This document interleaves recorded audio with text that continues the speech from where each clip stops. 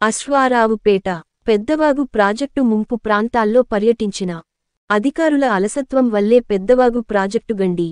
గత 3 రోజులుగా కురుస్తున్న వర్షంనికి పెద్దవాగు ప్రాజెక్టు ముంపులో ఉన్న గ్రామంలో పర్యటించి వారి సమస్యలు తెలుసుకుని అధికారులకు తెలిపిన అశ్వారావుపేట మాజీ ఎమ్మెల్యే తాటి వెంకటేశ్వర్లు. అనంతరం పెద్దవాగు ప్రాజెక్టును సందర్శించి ఈ సందర్భంగా వారు మాట్లాడుతూ అధికారుల బాధ్యతారహిత్యం వల్లనే మండలంలోని పెద్దవాగు ప్రాజెక్టుకు గండి పడిందన్నారు. పెద్దవాగు ప్రాజెక్ట్ కట్ట తెగిపోవడంతో గుమ్మడిపల్లి పరిసర ప్రాంత గ్రామాలు తీవ్ర ఇబ్బందులకు గురవుతున్నారని వందలాది ఎకరాల్లో ఇసుక మేటలు వేసిందిని రాబోయే 2 పంటలు పండించే అవకాశం లేకుండా పోయిందన్నారు.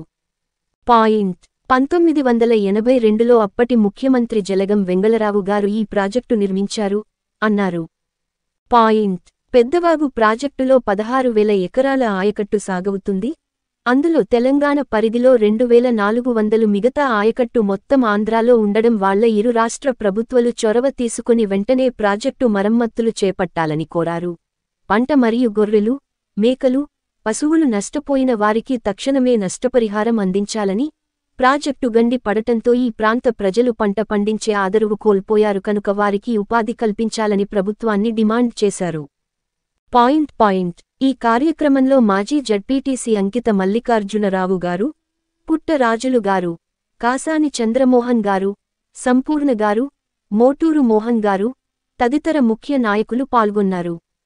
అందులో ముఖ్యంగా ప్రాజెక్టు మొత్తం కూడా తెలంగాణ ప్రభుత్వంలో మన జిల్లాలో ఉండటం, మరి జిల్లాలో ఉన్నటువంటి ఈ ప్రాజెక్టుని ఇంత భారీ ఎత్తున నష్టం జరగటం చాలా దురదృష్టకరం.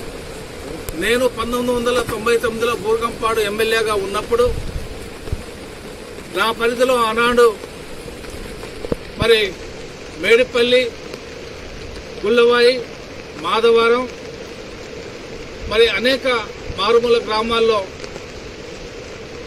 ఉన్నప్పటికీ ఆ ప్రాంతాలకి ఈ ప్రాజెక్టు ద్వారా నీళ్లు రావాలని ఆనాడు గౌరవనీయులు ఆనాటి మంత్రివర్యులు తుమ్మల నాగేశ్వరరావు గారు కానీ, నేను కానీ, ఆనాడు చంద్రబాబు నాయుడు గారు కానీ ఈ ప్రాజెక్టుకి కొంత నిధులు ఇచ్చి మరి 2-3 సంవత్సరాలు నా టైంలో ఈ ప్రాజెక్టు ద్వారా వెల్లేరుపాడు, కుకునూరు మండలాలు కూడా నీళ్లు తరించినటువంటి పరిస్థితి గుర్తుకొస్తా ఉంది.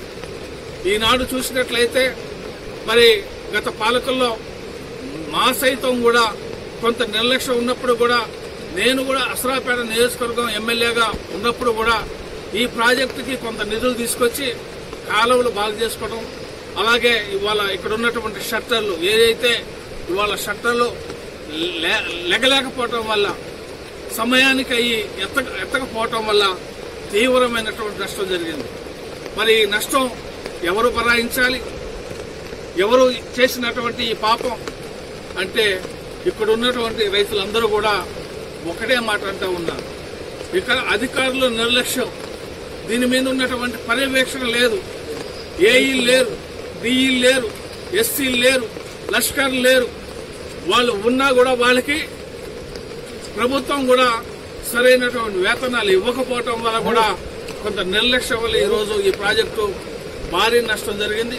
ఈ ప్రాంతంలో ఉన్నటువంటి రైతులు ఎవరైతే పేద రైతులు ఉన్నారో మరి నష్టపోయినటువంటి రైతులకి అనేక పంట పొలాలు ఇసుక మేటలు వేసినాయి, మరి పంట పొలాలు కొంత కొట్టుకుపోయినాయి. వీటినన్నింటినీ కూడా ఉభయ రాష్ట్రాల్లో ఉన్నటువంటి నేను ఈ సందర్భంగా కోరుకుంటా ఉన్న కలెక్టర్ గారిని, ఖచ్చితంగా మన కొత్తగూడెం జిల్లా కలెక్టర్ గారు కానీ, అలాగే ఏలూరు జిల్లా అయినటువంటి మరి కలెక్టర్ గారు కానీ, అధికారులు కానీ మరి సమిష్టితోని త్వరగా ఈ యొక్క ప్రాజెక్టును పునర్నిర్మాణం చేసి నష్టపోయినటువంటి ప్రతి రైతుకు కూడా నష్టపరిహారం ఇచ్చే విధంగా మరి కృషి చేయాలని చెప్పేసి నేను ఈ సందర్భంగా తెలియజేస్తూ, ఇలాంటి పరిస్థితులు పునరావృతం కాకుండా మరి ఇంకా వర్షాలు 4-5 రోజులు తగ్గే అవకాశం ఉంది కాబట్టి పక్కనే ఉన్నటువంటి మరి మట్టిని తీసుకొచ్చి ఈ యొక్క గండిని పూడ్చినట్లయితే రైతులు కూడా కూడిపోయినటువంటి పొలాలని వెంటనే టెక్నికల్ ఇవాళ పెరిగింది కాబట్టి మిషన్ల ద్వారా ఆ పొలాల్లో ఉన్నటువంటి ఇసుక మేటలు తీయించేసి వాళ్ళు మళ్ళీ వ్యవసాయం చేసుకునే విధంగా ప్రభుత్వ అధికారులు కానీ ప్రభుత్వం కానీ చేకూర్చాలని నేను కోరుకుంటా ఉన్నాను.